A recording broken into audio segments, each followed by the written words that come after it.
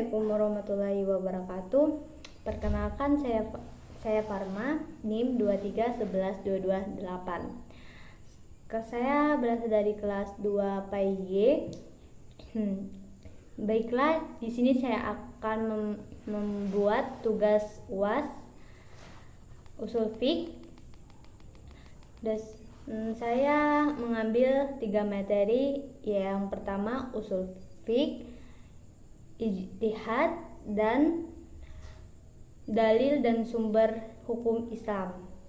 Saya di sini akan menjelaskan materi pertama, yaitu ijtihad. Meliputi dari buku Islamologi Ijtihad yang ditulis oleh Maulana Muhammad Ali. Asal kata ijtihad adalah kata jad yang berarti berusaha keras atau berusaha sekuat tenaga. Ijtihad menurut bahasa juga mengandung arti yang sama. Ijtihad secara teknis diterapkan bagi seorang ahli hukum yang dengan kemampuan akalnya berusaha keras untuk menentukan pendapat di lapangan hukum mengenai hal yang meragukan.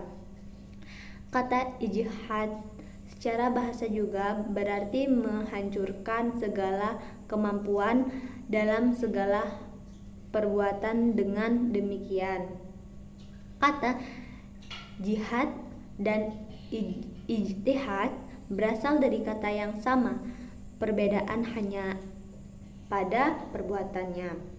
Kata ijtihad lebih cenderung pada pemikiran dan penelitian, sementara kata jihad bergerak dalam ruang lingkup perbuatan dan tingkah laku. Artinya, ijtihad merupakan bahasa adalah pengarah seluruh daya upaya yang dimiliki secara optimal.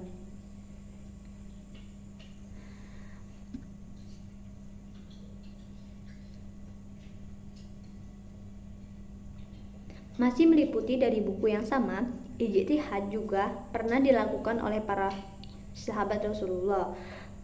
Pemula ijtihad dimulai pada zaman Rasulullah karena tidak mungkin setiap permasalahan individu diserahkan kepada Rasulullah. Bahkan setelah Rasulullah wafat, penggunaan ijtihad menjadi lebih luas. Para khalifah Amirul Mukminin juga tidak menganggap diri mereka sebagai penguasa tunggal. Sebab itu mereka memiliki dewan penasihat dan yang ditugaskan untuk mengurus persoalan penting yang diputuskan diambil dengan suara terbanyak. Hukum ijtihad. Hukum melakukan ijtihad tertulis dalam jurnal berjudul Ijtihad. Teori dari penerapannya oleh Ahmad Abdi.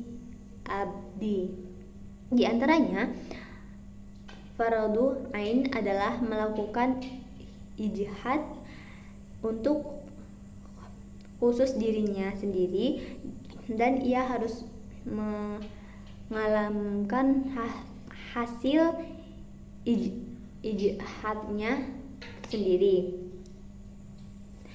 Fardhu ain juga untuk menjawab permasalahan yang belum ada hukumnya, dan bila tidak dijawab, dikhawatirkan akan terjadi kesalahan dalam pelaksanaan hukum tersebut dan habis waktunya dalam mengetahui kejadian tersebut. Fardhu kifayah. Jika permasalahan yang diajukan kepada kita dikhawatirkan akan habis waktunya atau ada lagi mujtahid yang lain yang telah memenuhi syarat. Di hukum sunnah, jika beristihad tersebut permasalahan yang baru, baik ditanya ataupun tidak, hukumnya haram terhadap ijtihad yang telah ditetapkan secara kait karena bertentangan dengan syarah. Kesimpulan dari ijtihad adalah sebuah usaha yang dilakukan dengan sungguh-sungguh dengan berbagai metode yang diterapkan beserta syarat-syarat yang telah ditentukan untuk menggali dan mengetahui hukum Islam untuk kemudian implementasikan dalam kehidupan masyarakat. Baiklah, materi yang kedua adalah usul fiqh. Kata usul fiqh merupakan gabungan dari dua kata, yaitu usul berarti pokok, dasar, fondasi, yang keduanya adalah fiqh yang berarti paham dan mendalam. Kata usul yang merupakan jamak dari kata asal etimologi. Pola pertumbuhan ini tidak jauh definitif dari kata ashal tersebut, karena ilmu usul fiqh itu adalah sebuah ilmu yang kepalanya didasarkan fiqh. Sedangkan fiqh diistilahkan sebagai ilmu yang berbicara tentang hukum-hukum praktis. Penerapannya diupayakan melalui pemahaman yang mendalam terhadap dalil-dalil yang terperinci. Dalam Al-Quran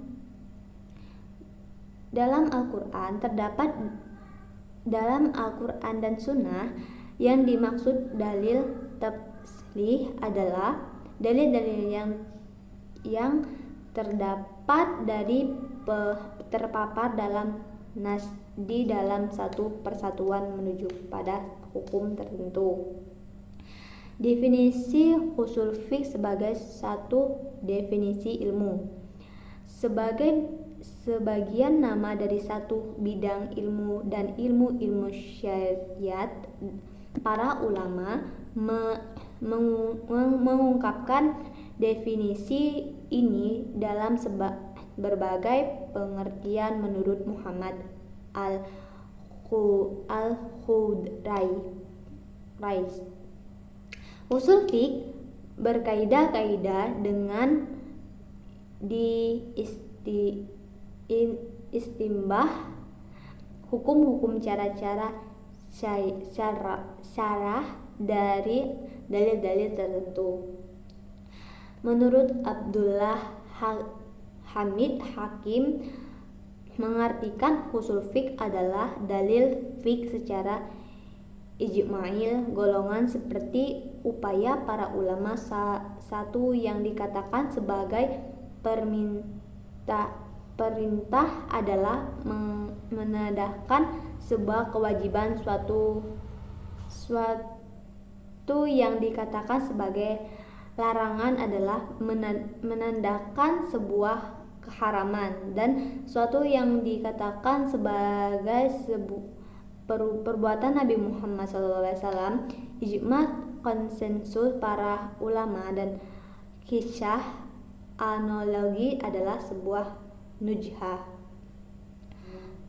Objek kajian usul fiqh.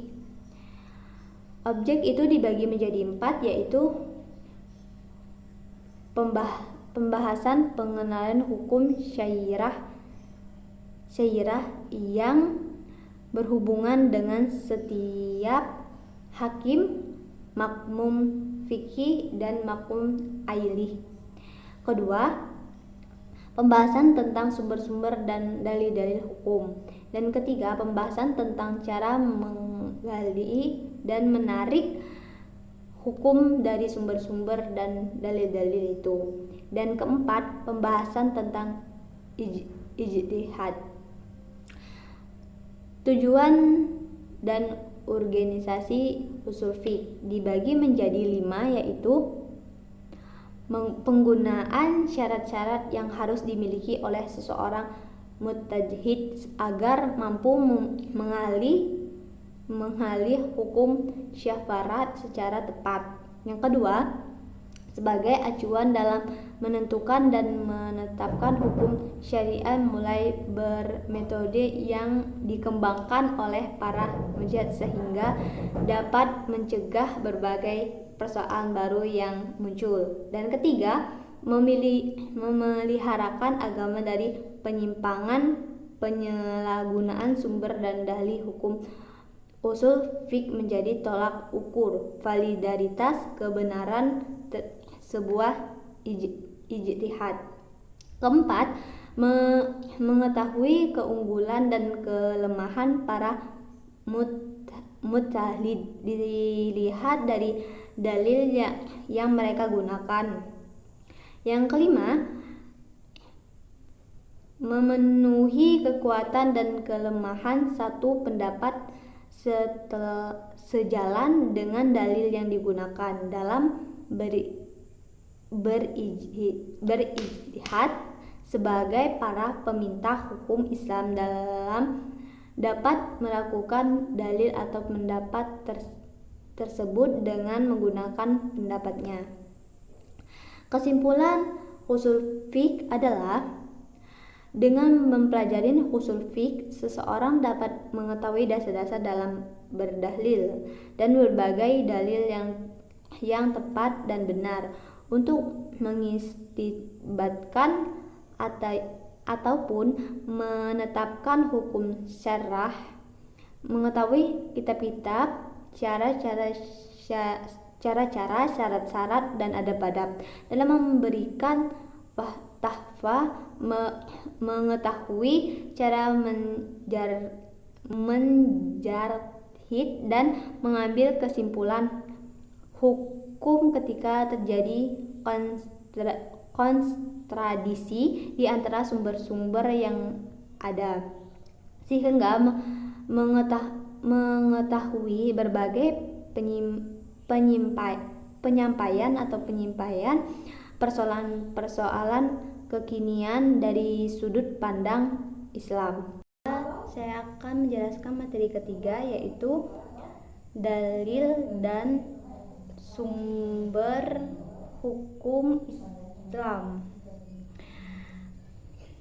Dalil dalam hukum Islam berarti penunjukan atau argumentasi yang kuat untuk mengambil keputusan hukum. Dalil dapat berupa ayat Al-Quran, hadis, atau kesepakatan para mujtahid, ijma.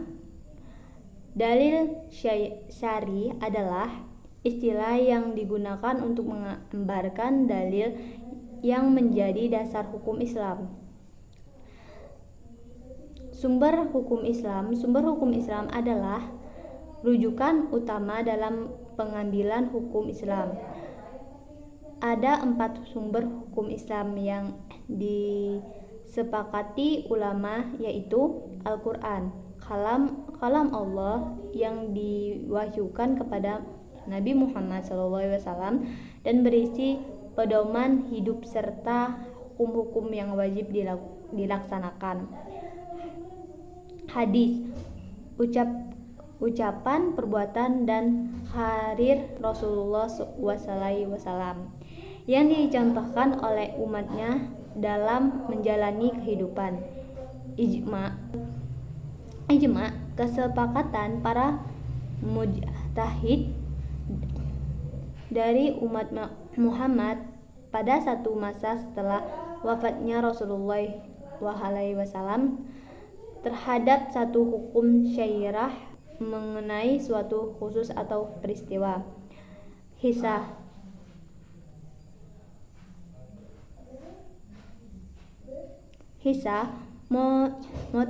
Metode penerapan hukum dengan menghubungkan satu permasalahan yang tidak didapatkan di dalam Al-Quran dan Sunnah dengan permasalahan yang serupa yang telah diatur dalam Al-Quran dan Sunnah. Peran dalil dan sumber hukum Islam. Al-Quran adalah sumber hukum Islam yang pertama dan paling utama. Tulisnya berbahasa Arab dengan menyatakan malaikat Jibril dan dapat dibuktikan dengan ketidaksanggupan manusia untuk membuat sesuatu yang serupa. Hadis adalah sumber hukum Islam yang kedua. Setelah Al-Quran, hadis menjelaskan ayat Al-Quran yang memberikan contoh berbagai contoh bagaimana umatnya harus menjalani kehidupan. Ijma adalah kesepakatan para mujtahid yang menjadi para hukum Islam untuk